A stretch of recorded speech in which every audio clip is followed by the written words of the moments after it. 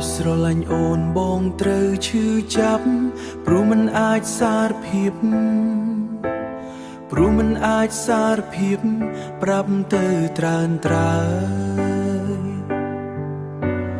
ព្រមតែរូបអូនមានសង្សាររួចហើយមិនហ៊ានប្រាប់ឡើយថាបងលួចស្នេហ៍លាក់ទុកយូរពេកស្ទើរបែកទ្រូងស្លាប់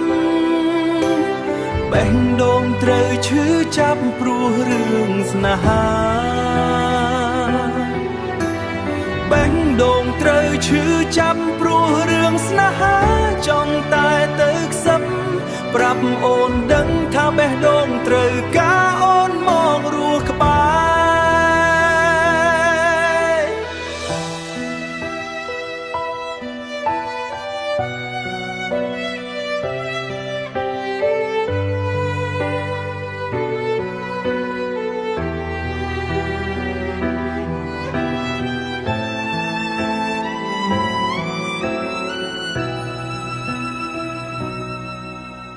ធ្វើយ៉ាងណា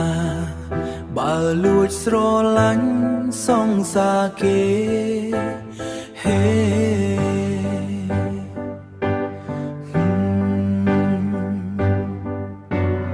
លួចស្រឡាញ់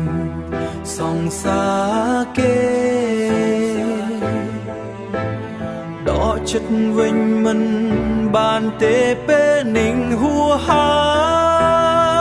យបើដកវិញបេះដូងបងត្រូវឈឺចាប់អិនស្បាយឈឺចាប់អិនស្បាយបើបណ្ដោយខ្លាចថ្ងៃខ្លាចថ្ងៃខ្លាចថ្ងៃក្រោយត្រូវឈឺផ្សា